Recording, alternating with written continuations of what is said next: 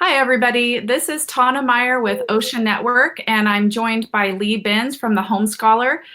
Hi, Lee. Thanks for joining us.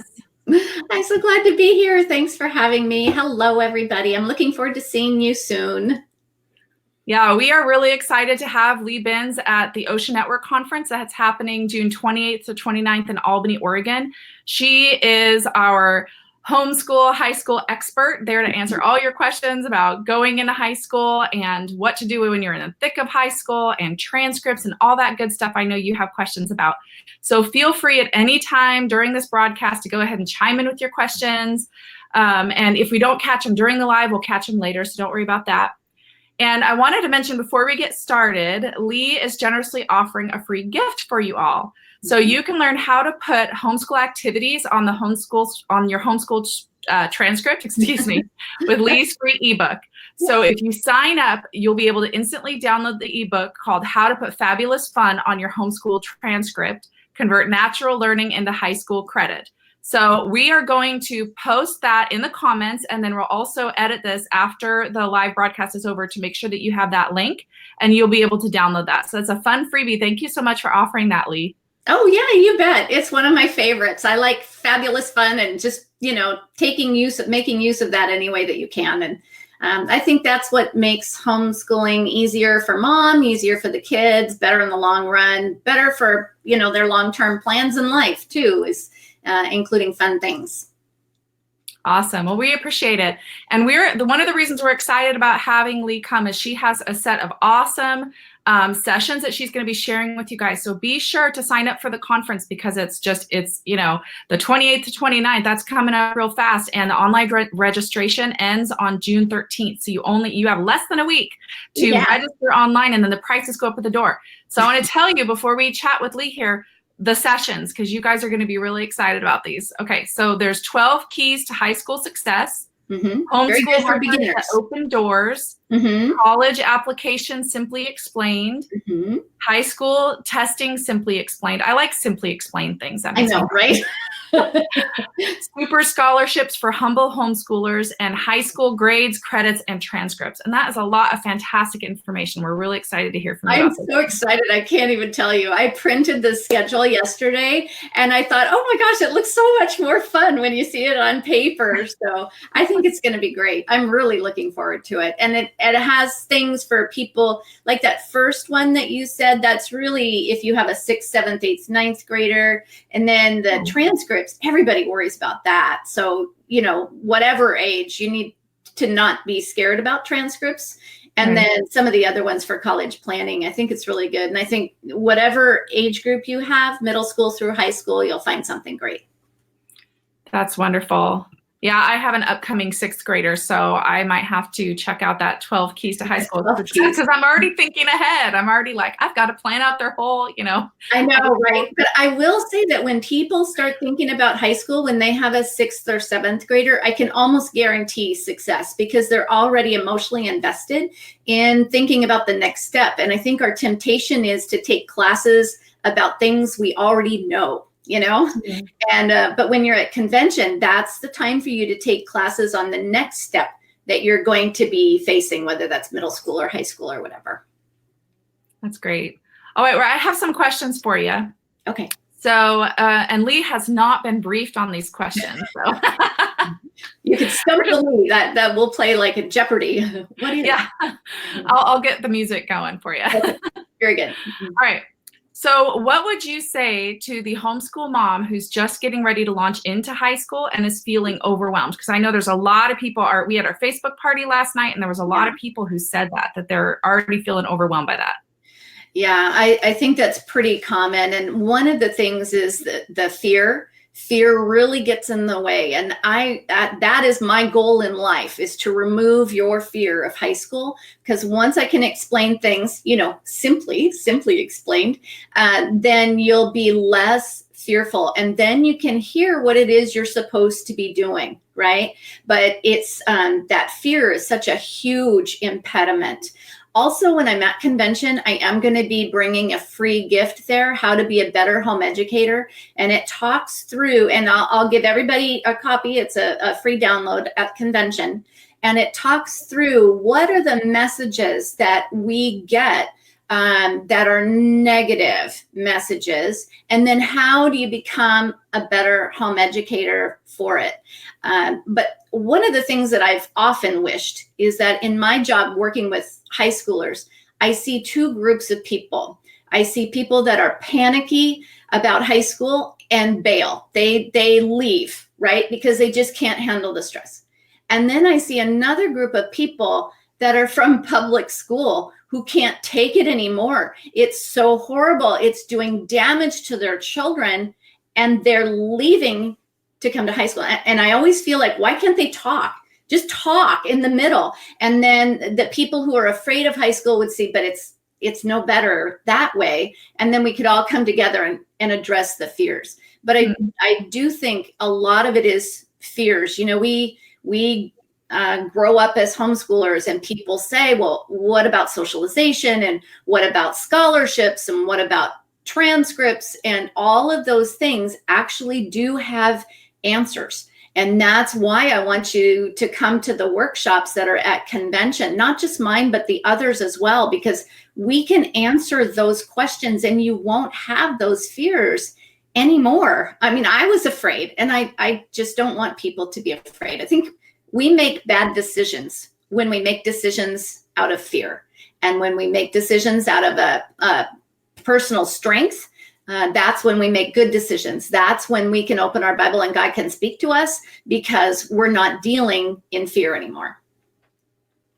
That's great. Yeah, we've actually had, you just reminded me of some conversations I've had with Oregon homeschool parents, and they've said that they've used your resources and heard you speak, and it really helped them, take that edge off, that fear away, and give them the confidence they needed to keep going. And they are so thankful for that. So we're excited because more people will be able to get to hear these things at the conference. Yes, I'm really glad. And I will say that if you're in that position, you're feeling overwhelmed, I think what happens is our reaction to that fear is to try to put all 4 years of high school in the first month of ninth grade, Yeah. And it's like, I have to do this and this and this and this, and what about that and that and that? And then you're trying to do, 8 hours of English every day. And that's not how it's going to be successful in the long run.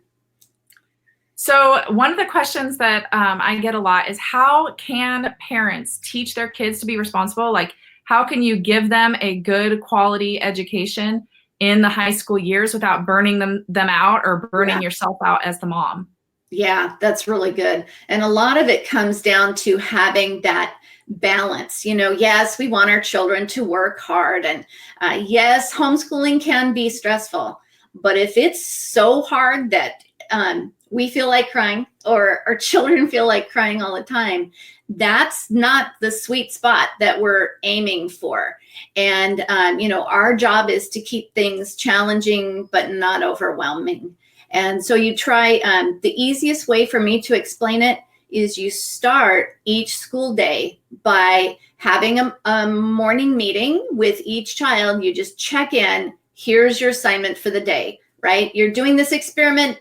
Don't blow up, right? You're trying to not blow up the house with chemistry. You're trying to not stab your brother when you're doing biology. These are your goals. Aim high. And then you go over any vocabulary words that are hard. Maybe, here's your writing assignment. And I looked over your math. You're doing great. Brief, 10, 15 minutes. And then the next big tip is to try to do your core classes first: English, math, social studies, science.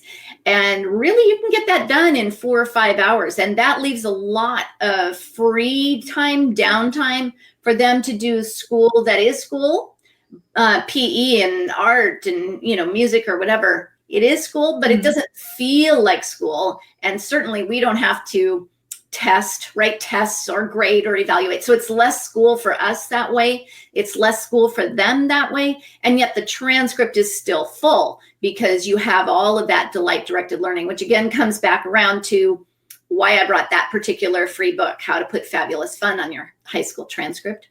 Now, I talk about mornings. You start in the morning with the core subjects, but that doesn't mean they get up at 6, right? It's their first conscious, productive, your first caffeinated, productive moment, and that's going to vary for different people. In my homeschool, we started at 8, we ended at 3. And that worked for us, but I know other teenagers that may or may not sleep until, 10, 11 later, and so your morning meeting might actually be in the afternoon, and your core subjects might be in the afternoon if that's when they're the most functional. But you're trying to, if you put those core classes in first, everything else will smooth out at the end, because you have to finish math, but you don't necessarily have to finish PE. Right. So that's interesting. So would you recommend that if in high school, if kids are sleeping till 9, 10, whatever, that you just let them do that and just adjust your schedule? That's a good question. There's a lot of research that shows that teenagers need more sleep than babies, than adults, certainly. And they do have a gigantic sleep need that we have to somehow meet. On the other hand, kids also have to be conscious and functional at the same time where we are conscious and functional. And so I'm a morning person. And so we compromised. I mean, I could have been up and going at 6 or 8 or something in the morning. And obviously that wasn't going to work for my teens. So we did compromise. But in order to get them to have a better schedule, one thing you need to do is make sure that they have a lot of downtime from technology towards evening. So really it's turning off all technology at, say, 8 o'clock, because the endorphins that are released when kids use technology they amp them up, and it makes it difficult for them to sleep. So if they can be unplugged by 8, then they'll be more relaxed and more able to sleep. And I do recommend for technology boundaries that there are no technologies in a child's bedroom, because it can interfere with sleep. And one of the worst things for a child's sleep is to allow them to use their phone as their alarm clock. And it's hard to imagine when you have younger children, but for older kids, it's pretty common. But they will wake up in the night and check their phone, and then that gives them that jolt of energy that keeps them awake. I do have, and I will at my booth, I do have a book on technology and setting technology boundaries, because there has been such a cultural shift. And we as homeschoolers need to figure out a way to provide technology, be, in the world, but not of the world. And where is that boundary exactly? And that's what I try to help parents do with my book called Technologic. I will say that experts pretty much universally agree. Pediatricians are telling us that kids up until the age of 18 years old should have only 2 hours of technology a day. Now, they say that. I'm not sure how they exactly implement that, but one of the lessons from that is that we as homeschoolers can try to avoid technology and education as much as possible, so that when kids are online, at least they're having fun and doing things that they enjoy. Because that 2 hours of technology, that counts. Online classes, video classes. And so we're trying to actually use book, pen, and paper. And it's interesting, if you really watch technology news, you'll be seeing how there are studies on taking notes is better in pencil and paper. Taking notes is worse when you do it on the computer. Kids learn more from books and learn less from videos. And it's interesting, because if you heard public schools talk, it would be like, well, we all need computers for every child, all online, all the time, and that is not evidence-based education. And yet they're always harping on evidence-based education. So I just find that dichotomy really interesting. And I encourage parents to avoid using the online learning as much as possible, and rely on that only when you need extra help. Like, frankly, I did. I needed extra help with the upper math. We had a video supplement for science, and we watched some videos for history as well. So just rely on it when you need it, but try not to do that as your everyday source of education. Okay, that makes sense. So another question that we hear a lot is, when people are thinking about high school, even when they just have little kids, they're thinking that, it's harder for homeschoolers to get into college. It's harder to handle transcripts. It's harder for them to get the jobs they really want. Is that true? I think the opposite is true. And it's actually, in some instances, much easier to become a homeschooler. If you've ever wondered, what do? We don't bring diversity to the table. You actually do. Being homeschooled is a very diverse thing to do, and still slightly unusual, but not so unusual anymore that colleges haven't heard of it. Most colleges treat us exactly like they do a public or private school student. Many colleges will have a homeschool policy. All of the Ivy Leagues, all of the military academies have very open homeschool policies and are clearly welcoming. There's actually a higher rate of homeschoolers getting into an Ivy League college than public or private. Now, there's probably some statistical reason for that, and I'm not suggesting that is definitely a path that you would want to take. I'm just saying this is what they say, right?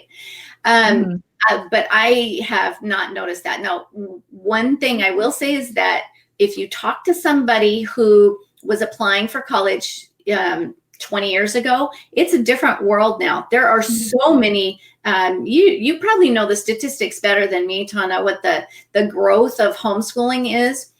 There's been such a growth in homeschooling now that if you talk to somebody 20 years ago, maybe they did run into problems, maybe the colleges, had whatever attitude. I just am not seeing that. I think this entire application year, I only saw one college that was fussy, and that was it. And I can't even remember the name of it. It did ultimately work out for the student, but it was only that one. As far as the transcript goes, sometimes we've talked about fear already. Some people are so afraid of the transcript that they decide, okay, I'm going to let somebody else do it, and they'll sign up for alt ed program or transcript accredited program or something. Well, so what that does is that actually increases your workload.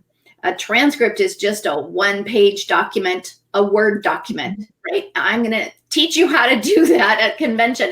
It's not that hard. You can totally do that.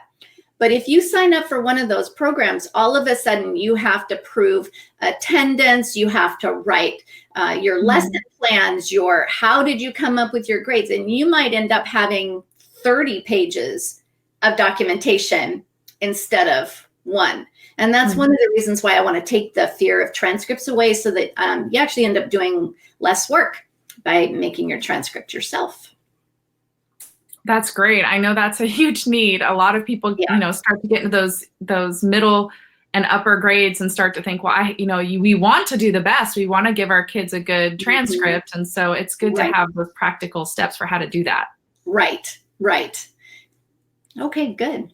All right. So this is kind of a selfish question.